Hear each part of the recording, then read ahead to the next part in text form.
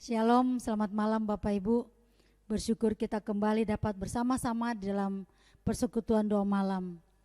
Kita bersyukur kita boleh ada di tahun ini, di bulan Juli.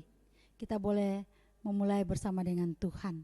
Karena kita percaya kita punya Tuhan yang sanggup melakukan segala sesuatu dalam kehidupan kita. Mari kita angkat pujian, Dia sanggup.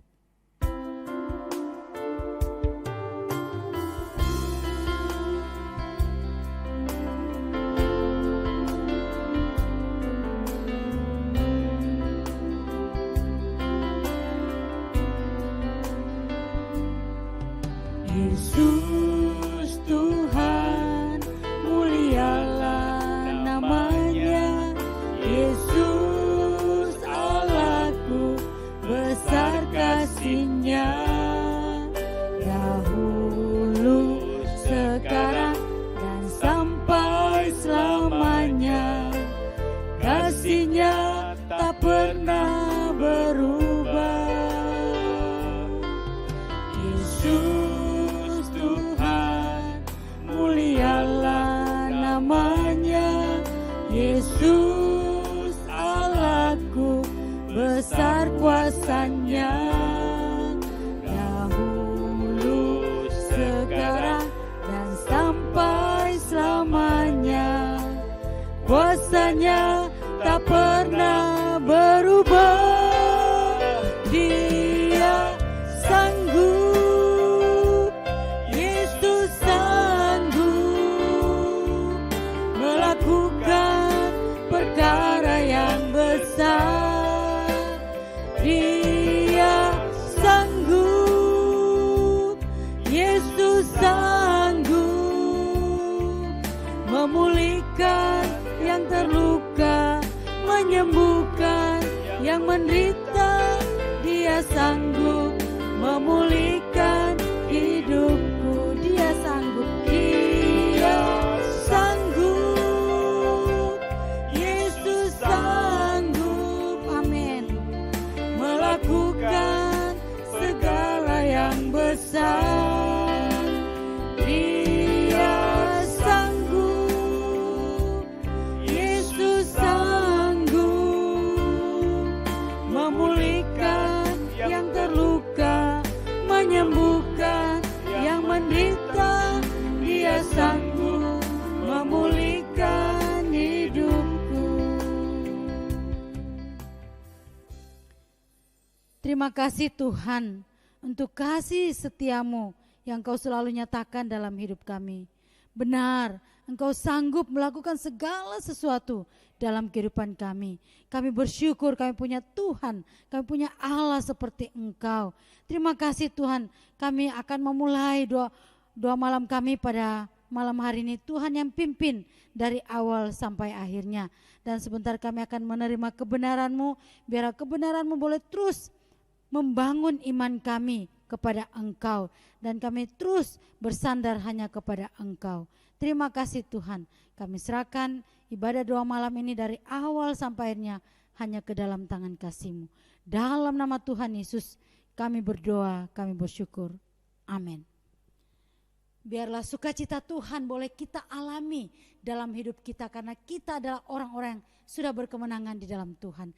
Kita siapkan hati kita menerima kebenaran firman Tuhan. Kita angkat pujian sukacitaku penuh.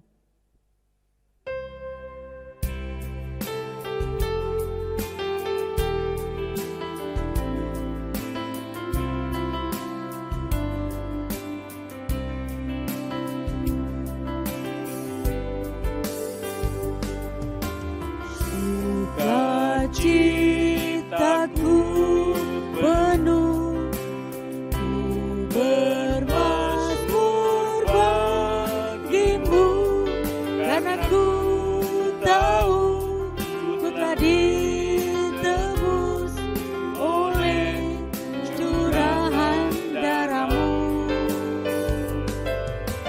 Ku menyanyi bagimu,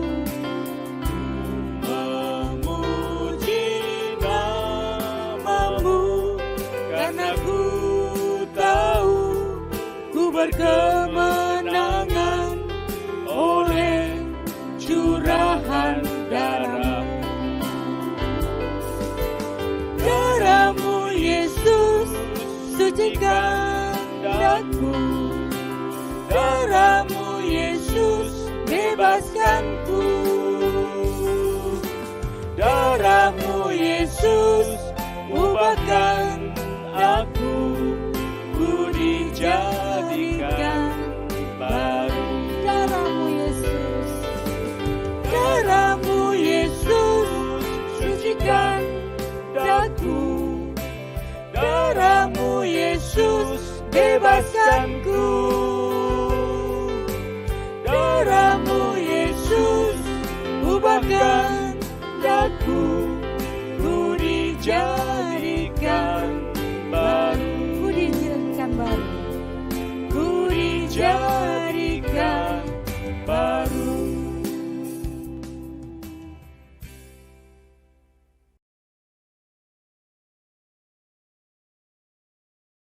Saudara-saudara, saya akan bacakan firman Tuhan malam hari ini dari surat Filipi, pasal yang ketiga, ayat 20 dan 21. Saya bacakan dari Alkitab versi Bahasa Indonesia Masa Kini. Demikian firman Tuhan. Tetapi kita adalah warga negara surga. Dari situlah juga Raja penyelamat kita, Tuhan Yesus Kristus, akan datang. Dialah yang kita nanti-nantikan dengan rindu. Tubuh kita yang lemah dan dapat hancur ini akan diubah oleh Kristus menjadi seperti tubuhnya sendiri yang mulia.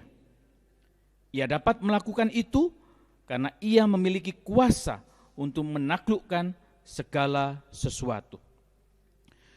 Saudara, ada dua kejadian yang membuat saya memilih ayat ini untuk kita renungkan. Yang pertama, hari Sabtu kemarin kami naik motor ke Toraja, ke pernikahannya Pak Anto. Sore hari kami sudah tiba di Palopo. Badan saya dan istri itu sakit sekali di beberapa bagian, ya. Khususnya badan saya itu di tulang ekor, ya, rasanya sakit sekali, ya. Tetapi sekarang sudah tidak sakit lagi. Nah, kemudian Sabtu malam itu juga Pak Paul Arikande menelpon, memberitahu bahwa Ibu Rosalina akan berangkat ke Makassar, dirujuk ke Rumah Sakit Wahidin. Saya pergi ke Rumah Sakit Madyang mendoakan beliau. Dan saya sedih melihat Ibu Rosalina kembali lemah, pendarahan lagi. Karena 3 minggu sebelumnya, beliau sudah diizinkan pulang rawat jalan. Nah, 2 kejadian ini membuat saya merenung malam itu. Dan diingatkan lagi bahwa memang seperti itulah kenyataannya yang bisa dialami oleh tubuh kita ini selama kita masih hidup di dalam dunia ini. Tidak ada sakit yang kekal, tidak ada sembuh yang kekal di dunia yang fana ini. Sakit kita ataupun sembuh kita juga akan fana, sementara, saudara-saudara. Disitulah ayat ini menjadi satu kabar baik yang menghibur saya kembali. Di sini Rasul Paulus menyatakan kepada jemaat di Filipi bahwa tubuh kita yang fana ini memang lemah, bisa hancur, bisa binasa. Namun, ya, tetapi ada penggantinya, saudara. Kita akan menerima tubuh yang baru. Yang di sini dikatakan seperti tubuh kebangkitan Yesus. Ya, seperti tubuh Yesus sendiri yang mulia. Nah, seperti apa itu tubuh kebangkitan Yesus? Kalau kita membaca teks-teks kebangkitan di 4 Injil itu menarik, saudara-saudara. Menunjukkan kepada kita bahwa tubuh kebangkitan Yesus itu mirip tubuhnya yang lama. Karena masih ada lubang paku di tangannya dan juga luka di lambungnya itu. Tetapi juga tubuh kebangkitan itu tidak mirip dengan tubuhnya yang lama. Kita membaca di dalam teks-teks kebangkitan, tubuh kebangkitan yang mulia itu bisa menembus tembok, ya, bisa masuk di kamar atas yang terkunci itu, tempat para murid berkumpul itu. Tetapi di sisi yang lain, Yesus yang bangkit ini juga menemui para muridnya di tepi danau Galilea itu, mengajak mereka sarapan dan makan bersama-sama dengan mereka. Jadi tubuh kebangkitan Yesus itu adalah tubuh yang seperti itu. Tubuh yang bersifat fisik sekaligus bersifat roh. Bisa makan sekaligus bisa menembus ruang dan waktu. Seperti itulah keunikan tubuh kebangkitan Yesus itu. Dan Rasul Paulus di bagian suratnya yang lain mengatakan bahwa tubuh kebangkitan yang seperti ini tidak akan bisa sakit lagi, bahkan tidak akan binasa. Dan kabar baiknya adalah tubuh kebangkitan seperti ini akan diterima oleh semua orang yang percaya kepada Kristus. Jadi setiap saya dan saudara, kita semua yang beriman kepada Tuhan Yesus itu kelak akan menerima tubuh yang baru ini, menggantikan tubuh kita yang fana dan yang lemah ini. Saudara-saudara, ajaran Alkitab, ajaran iman Kristen tentang tubuh kebangkitan ini penting untuk kita renungkan, supaya kita dikuatkan, dihiburkan, seperti yang dialami oleh para rasul dan para murid di abad mula-mula itu. Para rasul dan para murid itu jadi lebih siap, ya, hidup di tengah dunia, ya, menghadapi penderitaan selama mereka masih hidup di dalam dunia ini. Rasul Paulus adalah contohnya. Ia bisa berkata bahwa dia rela duri dalam dagingnya itu atau penyakitnya itu tidak disembuhkan oleh Tuhan. Dia rela dianiaya dan mengalami penderitaan, bahkan memandangnya sebagai penderitaan yang ringan saja, ya, tidak sebanding dengan kemuliaan kekal dari tubuh kebangkitan yang akan ia kenakan kelak. Nah, saudara-saudara, firman Tuhan malam hari ini mengajak kita mensyukuri janji akan anugerah tubuh kebangkitan ini. Khususnya di masa-masa seperti sekarang ini, saudara. Di saat dunia kita masih dijangkiti satu wabah penyakit yang sangat menular dan sudah memakan begitu banyak korban. Mari kita memandang kondisi dunia kita saat ini. Mari kita memandang kondisi tubuh kita juga yang bisa sembuh sakit ini dengan kacamata pengharapan akan tubuh kebangkitan ini.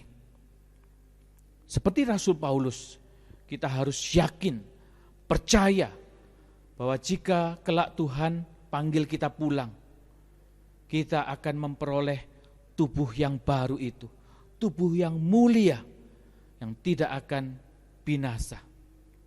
Seperti yang kita ikrarkan setiap hari Minggu di dalam pengakuan iman rasuli itu, saudara.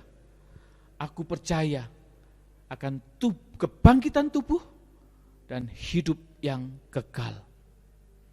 Amin, saudara. Mari kita berdoa. Tuhan, terima kasih atas karya keselamatanmu melalui Tuhan Yesus yang sudah mati dan bangkit, yang memberi kami hidup kekal dan juga janji akan tubuh kebangkitan. Tuhan, ajar kami di masa-masa pandemi ini untuk menjaga kesehatan tubuh kami.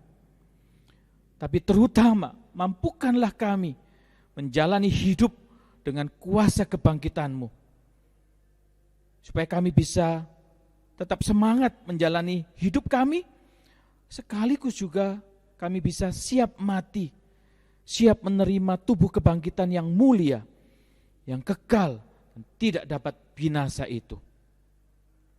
Demi nama Tuhan Yesus, kami bersyukur dan kami berdoa. Amin. Selamat menaikkan doa-doa syafaat kita, saudara.